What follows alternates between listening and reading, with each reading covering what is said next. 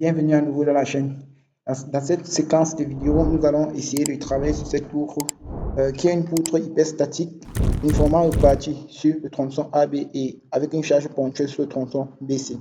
Comme vous pouvez remarquer, sur une poutre de profilé métallique, de profilé I, profilé de la poutre est en I. Donc, les questions seront les suivantes. Dans un premier temps, nous allons déterminer les réactions aux appuis par la méthode des croix moments.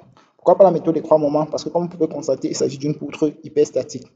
Donc, quand on parle d'une poutre hyperstatique, ça veut tout simplement dire que le nombre d'équations de la statique ne sont pas suffisantes pour déterminer les inconnus. Donc, comme vous pouvez remarquer, nous avons 4 inconnus. Donc, ici en A, nous avons 2, en B, nous avons 1, et en C, nous avons 1 inconnu également. Donc, nous avons 4 inconnus. Ça veut dire que 3 moments vont donner une équation pour pouvoir résoudre ce système, donc une équation supplémentaire des équations de la statique.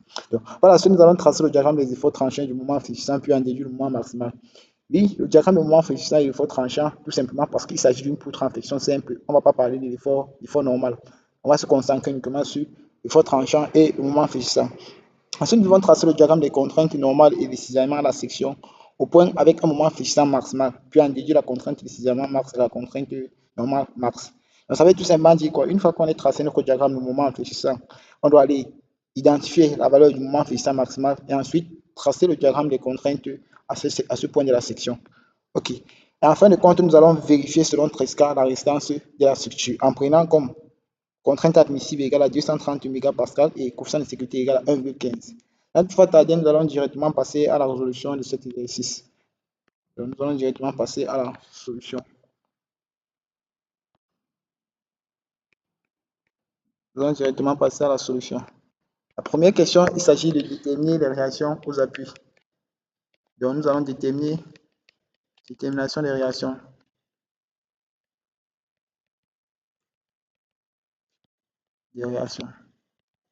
OK. Pour déterminer les réactions aux appuis, comme on l'a si bien dit, notre système est hyperstatique. Et je vais ajouter à cela, notre système est hyperstatique fixe. Parce que bien également, on peut aussi avoir des systèmes qui sont hyperstatiques, mais pas fixes, qui parviennent à se déplacer. Bon, ça ne va pas faire le bref du sujet, mais vous pourrez en parler dans d'autres vidéos. Et si vous êtes beaucoup intéressé par ce dernier, vous pouvez laisser un commentaire et puis on va en parler de cela. Donc, ce qu'il faut savoir, c'est que notre système est hyperstatique fixe. Donc, nous allons rapidement appliquer les équations de la statique pour trouver nos inconnus. Bon, déjà, notre système isolé, notre système, pour ici, nous avons la réaction VA, la réaction horizontale HA, la charge uniformément répartie qui sera concentrée là, à QL. Ici, nous avons la réaction VB. Ici, nous avons la force F. Ici, nous avons la réaction. Ici, enfin, ici, nous avons la réaction VC. OK. Donc, ça, c'est sur L sur 2 et L sur 2 également. Bon, en appliquant les équations de la statique, qu'est-ce qu'on a? En appliquant les équations de la statique, sur la direction X, on a HA égale à 0. Sur la direction Y, on a VA plus VB plus VC est égal tout simplement à QL plus F. Donc, on peut prendre comme convention, on peut prendre la direction aussi positive, négatif. OK, ça c'est souvent X, souvent Y là. OK. Par la suite, nous allons lancer le moment. On peut lancer le moment par rapport à A. En lançant le moment par rapport à A, qu'est-ce qu'on obtient? On va obtenir le moment par rapport à A, va tout simplement nous donner le moment de la force uniformément répartie, en supposant le sens ci comme le sens positif.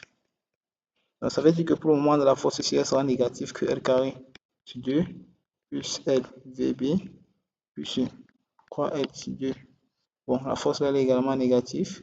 On croit L sur 2F plus 2L VC égale à 0. Comme on l'a si bien dit, nous avons 4 inconnus et là nous avons juste 3 équations. Donc, nous allons nous servir de 3 moments pour trouver la 4e équation qui va nous permettre de résoudre notre système. Donc, d'après 3 moments,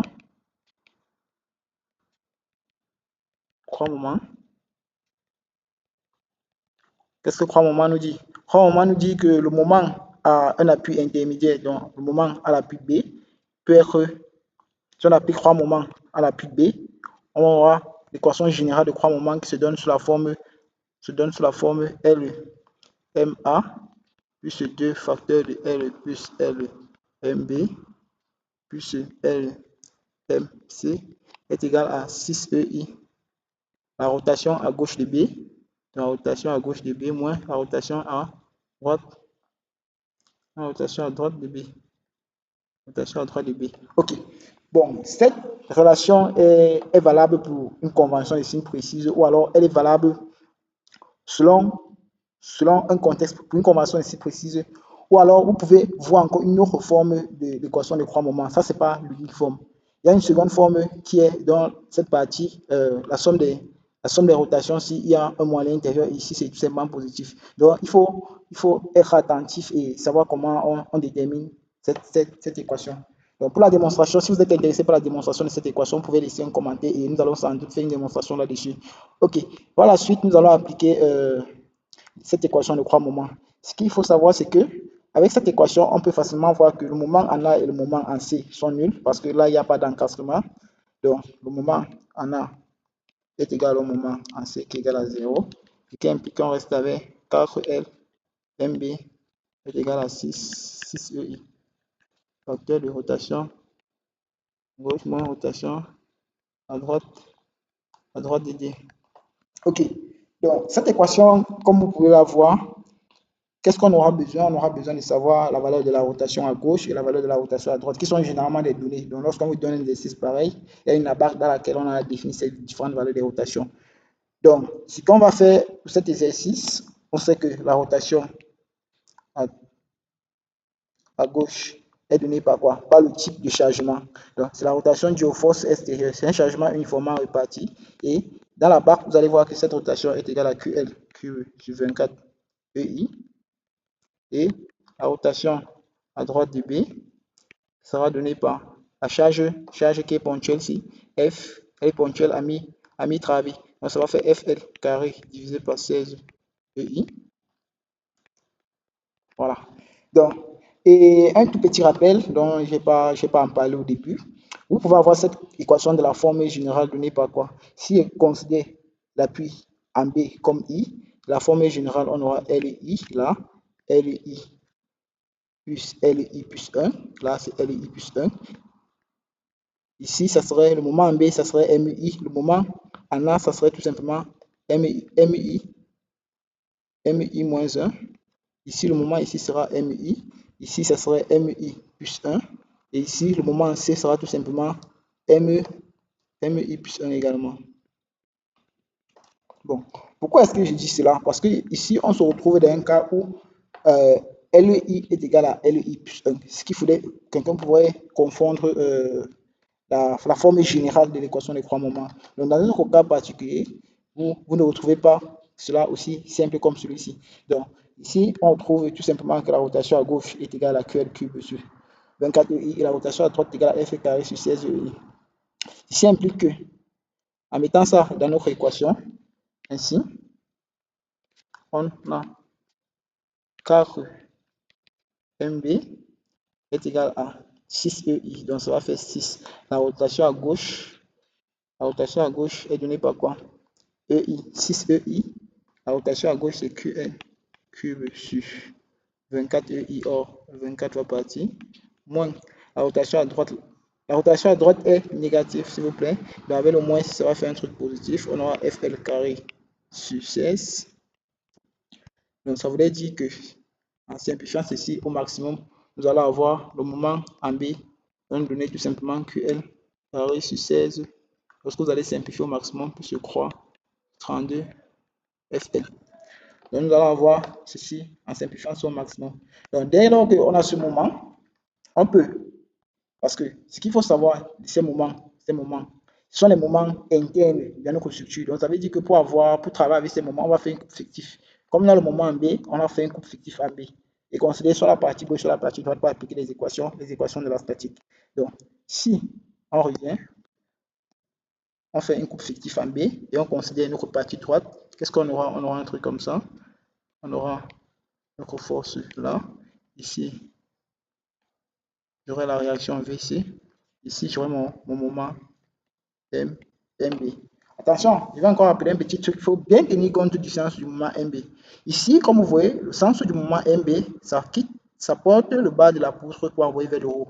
C'est ça qu'on obtient en appliquant cette équation de 3 moments. Or, avec une autre équation, vous verrez que le moment MB va plutôt prendre la partie supérieure de la boucle pour descendre. Donc, ici, il faut être très attentif. Ici, le moment va aller comme ceci. OK?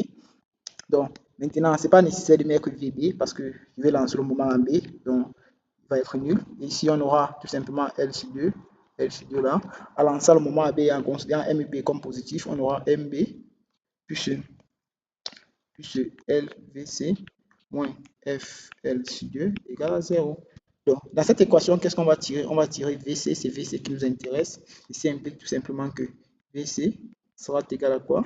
Sera égal à M moins MB moins MB moins MB plus